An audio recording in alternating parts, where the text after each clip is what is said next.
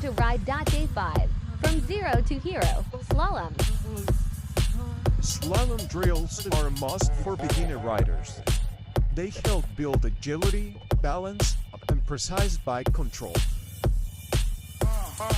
My little cousin is trying this for the first time, learning to smoothly weave, left, and right. This exercise teaches how to shift body weight, control the throttle, and stay relaxed. Essential skills for real-world riding.